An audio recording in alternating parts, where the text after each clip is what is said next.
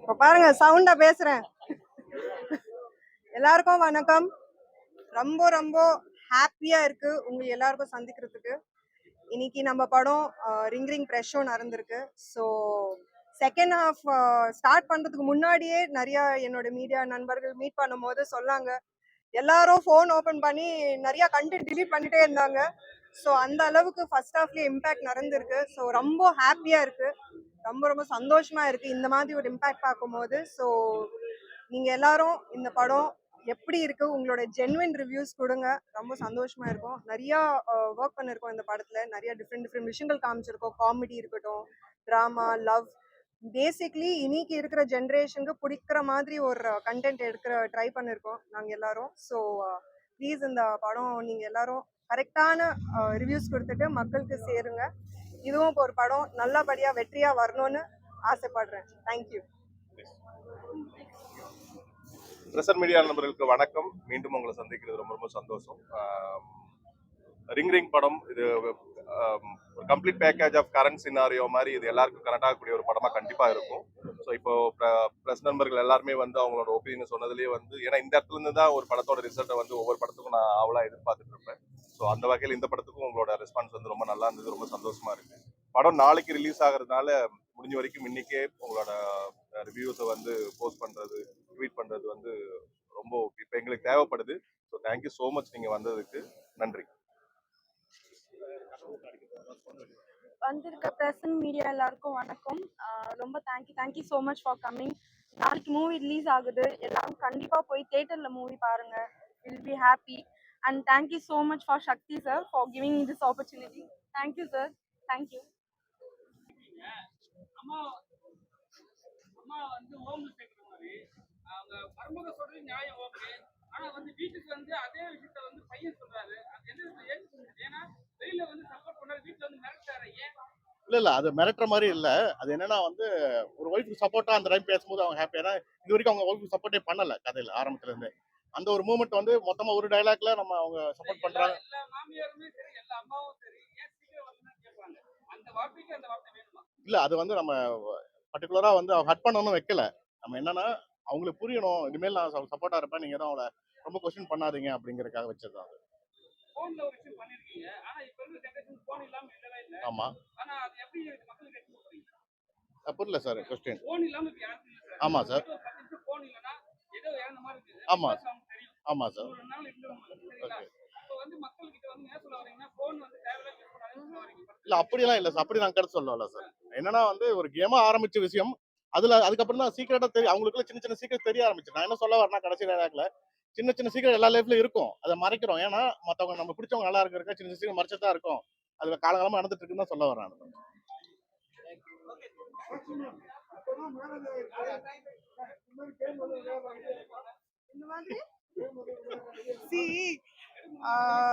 ஆனஸ்டா சொன்னோம்னா, டைரக்டரும் நானும் இந்த விஷயம் டிஸ்கஸ் பண்ணிருக்கோம். ரியல் லைஃப்ல இந்த கேம் யாருமே விளையாட மாட்டாங்க. நீங்களும் விளையாடுவீங்களா? பட் அப்படி ஒரு சூழ்நிலை வந்துருச்சுன்னா நம்ம கையில என்னென்ன விஷயம் இருக்கு, ஒரு ரிலேஷன்ஷிப்ல எத்தனை விஷயங்கள் மறக்கிற மாதிரி, ஆப்போசிட் பர்சனுக்கு நல்லது நினைச்சிட்டு மறக்கிறோமா, தப்பான விதத்துல மறக்கிறோமா, அது வேற. பட் எந்த அளவுக்கு நம்ம விட்டு கொடுக்குறோம் ரிலேஷன்ஷிப் கரெக்டா ஸ்மூதா ஃபாலோ பண்றதுக்கு, அந்த பாயிண்ட் ஆஃப் வியூல நம்ம யோசிக்கணும். ஸோ கேம் விளையாடணும்னு அவசியம் இல்லை, ஃபோன் யூஸ் பண்ணக்கூடாது அப்படின்னு ஒரு விஷயமே கிடையாது. அஃப்கோர்ஸ் ஃபோன் எல்லாமே யாருனாலையும் இருக்க முடியாது இன்னைக்கு. ஸோ இங்கே பாதி கண்டு நம்ம ஃபோன்ல தான் ஷூட் பண்ணிட்டு இருக்கோம். ஸோ ஃபோன் எல்லாமே இருக்க முடியாது. பட் ஒரு யோசிக்க வேண்டிய விஷயம், எந்த விஷயங்களுக்கு நம்ம காம்ப்ரமைஸ் பண்ணலாம் ஒரு நல்லபடியா லைஃப் பாசிட்டிவா போறதுக்கு. So it's a thought provoking. Thank you. Actually ரொம்ப நல்ல ஒரு கேள்வி. இந்த மாதிரி ஒரு விஷயம் நடந்ததுன்னா நான் என் ஃபோன் கொடுக்கறதுக்கு ரெடி. அவர் ரெடியா இல்லையா எனக்கு தெரியாது. நான் ரெடி என் ஃபோன் கொடுக்கறதுக்கு. வாங்க வாங்க. என்னடா இந்த பக்கம் திரும்பலையா நான் பார்த்தேன்.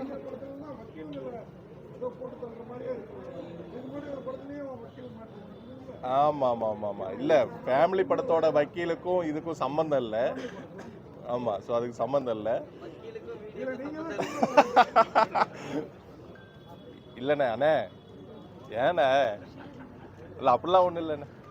அதுக்கு அந்த கதாபாத்திரம் அந்த மாதிரி இருக்குன்னு நினைக்கிறேன். பட் சிமிலாரிட்டி ஒன்றும் பெருசாக ஒன்றும் இல்லை. அந்த ஃபேமிலி படத்தில் இருந்த வக்கீலுக்கும் இதுக்கும் ஒரு பெரிய வித்தியாசம் இருக்குது. இதில் கோர் பாயிண்ட் வந்து ரிலேஷன்ஷிப் அண்ட் எமோஷன். அதில் இந்த டூல், இந்த ஃபோனுங்கிற டூல் எந்த அளவுக்கு வந்து ஒரு பார்ட் ஆஃப் கேமில் இருக்குது அப்படிங்கிறது தான். அதை வச்சு ஒரு பெரிய ஒரு எமோஷனல் ட்ராமாவை தான் பண்ணியிருக்கோம். இதில் ஃபோனுங்கிறது ஒரு டூல் தான். ஃபோன் இல்லாமே மறைச்சிட்டு இருக்கிற விஷயம் நிறையா இருக்குல்ல. ஸோ இது எல்லாத்துக்குமே பொதுவான ஒரு விஷயமா தான் நான் பார்க்குறேன். நான் ஆனா இப்ப வந்து ஜிம்முக்கு போற லேடிஸ்லாம் வந்து உடம்பு ஹெல்த்தியா வச்சுட்டு போறாங்க. ஆனா அங்க வந்து பாத்தீங்கன்னா நீங்க நிறைய நியூஸ் பார்த்துருப்பீங்க. ஜிம்ல ட்ரைன் பண்றவர் தான் வந்து அபியூஸ் பண்றாரு, சில விஷயம் பண்றாரு. அதை எப்படி நீங்க பாக்குறீங்க? ஏன்னா நீங்க அது படத்தை அனுபவிச்சிருக்கீங்க.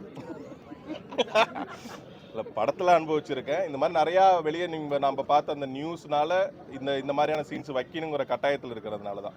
இதுக்கு முன்னே இந்த மாதிரி அது எப்படி பார்க்கறதுலாம் இல்லை. தப்பு தான். ட்ரைனர் திரும்புவாங்களா? அவங்க திருந்தலாம் இல்லை. தப்பு பண்ணால் தப்பு தான். அவங்க வந்து அவங்களுக்கு உண்டான தண்டனைகள் வந்து கிடைச்சே தான் தீரணும். அதில் எந்த சந்தேகமே கிடையாது. அது யார் பண்ணா என்ன, அது ஜிம்முன்னு இல்லை, எந்த இடத்துலையா இருந்தாலும் அது தப்பு தான்.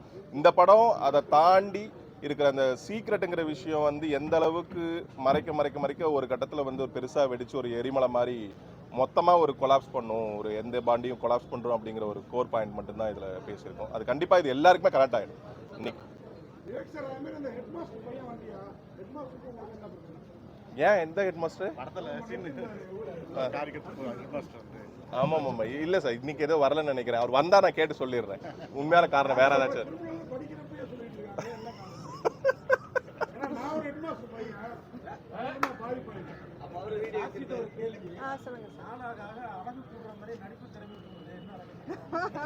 Thank you sir. ரொம்ப சந்தோஷமா இருக்கு நீங்க இந்த ஒரு காம்ப்ளிமெண்ட் கொடுத்தது. உங்க வெல் விஷஸ், உங்களோட அன்பு, உங்களோட பாசம்னால தான் இது நடந்துட்டு இருக்குன்னு நான் நினைக்கிறேன். So thank you so much for that compliment. இல்லை சார், ஒரு நியூ ப்ராஜெக்டுக்காக தான் இது வரைக்கும் இந்த கெட்டப் பண்ணலன்னு வச்சது தான் சார். இங்கேருந்து ஏதோ ஒரு கனை வந்த மாதிரி தெரியுது. கூப்பிட்டீங்க படம் நடிக்கிறதுனா அவங்க ரியாக்ஷன் எல்லாம் வந்து நடக்கும்போது அவங்க எல்லாமே காணிப்பாங்க. உட்காந்துக்கிட்டே எல்லாமே நடக்குது. இது எப்படி நீங்கள் எடுத்துக்கீங்க? நான் ஏற்கனவே இந்த ஹாலிவுட் மூவி ஆமாம் பார்த்துருக்கலாம். இல்லை இது தமிழுக்கு நம்மளுக்கு ஏற்ற மாதிரி இடம் இல்லை. சில கதாபாத்திரங்கள் வந்து இப்போ பாடி லாங்குவேஜ் இல்லாமல் வெறும் ஃபேஷியல் எக்ஸ்பிரஷன்லேயே நம்மளால் கன்வே பண்ணுறதுக்கான சேலஞ்சஸ் சில சமயம் அமையும்.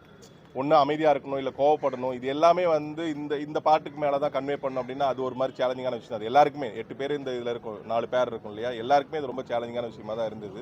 ஏன்னா ஜென்ரலாக கை காலெலாம் ஆட்டி பண்ணுறப்போ அதோட எமோஷன் வேறு மாதிரி இருக்கும்.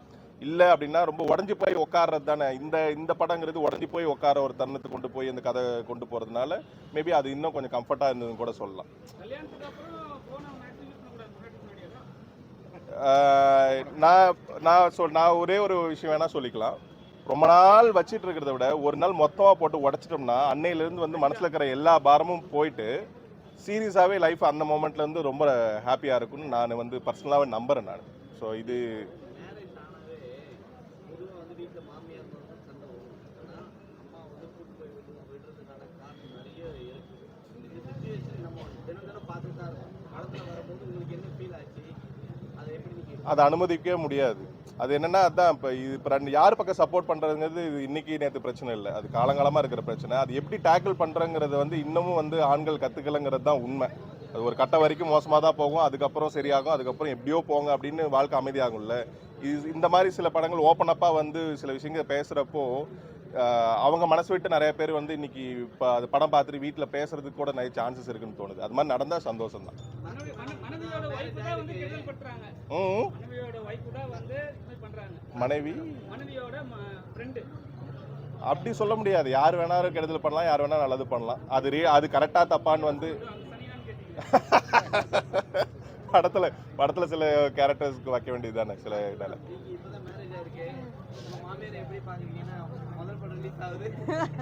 ஆக்சுவலி என் மாமியாருக்கு எப்போவுமே நான், ஏன்னா 15 வருஷமாக தெரியும் ஒருத்தருக்கு. ஸோ எப்போவுமே ஒரு அம்மா ஃபிகராக தான் நினச்சிட்டு இருக்கேன். அண்ட் அவங்களே எனக்கு ஃபோன் பண்ணி டெய்லி விஷ் பண்ணுவாங்க, இன்னும் சூப்பராக பர்ஃபார்ம் பண்ணணும், இன்னும் பயங்கரமாக நடிக்கணும், இன்னும் நிறையா ஹார்ட் ஒர்க் பண்ணோன்னு. ஸோ ஒரு அம்மாவாக தான் எனக்கு சப்போர்ட் பண்ணிட்டுருக்காங்க. அண்ட் அந்த விஷயத்தில் I think I am very lucky. அஃப்கோர்ஸுங்க, ஏன் நடிக்க மாட்டேன். வரிசையாக நம்மளுக்கு மூவிஸ் ரிலீஸ் ஆகிட்டு இருக்கு. ஆமாம், ஏன்னா நாங்கள் ஆல்ரெடி ஹீரோயினாக நடிச்சிட்டு இருக்கோம் இல்லைங்க. பெரிய ஹீரோயின் ஆகணும்னா அதுக்கு ஒரு அளவே இல்லையே.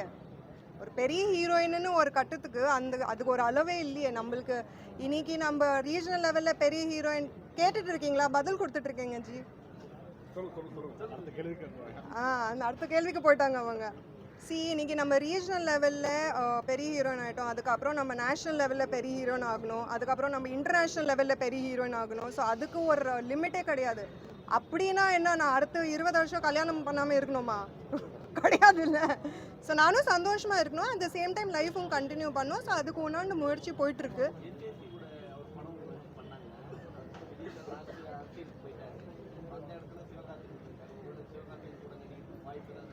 நடந்தா ரொம்ப சந்தோஷம். இல்லை, அது தானாலே அது அமையும். கரெக்டான டைமில் கரெக்டான கதை வந்து அமையும். ஸோ அந்த நம்பிக்கை இருக்குது. ரஜினி சார் கூட நடிச்சிட்டீங்க, ஆனா சிவகார்த்திகேயன் கூட நடிக்கிறது ஒரு நாள் நடிச்சிங்கன்னா ரஜினி சார் கூட மறுபடியும் நடிச்சிருக்கீங்க. ரொம்ப ரொம்ப சந்தோஷமா இருக்கோங்க. இப்போ லாஸ்ட் அவங்களுடைய படம் பார்த்தேன், செம்மையா இருந்தது அவங்களுடைய ரோல்.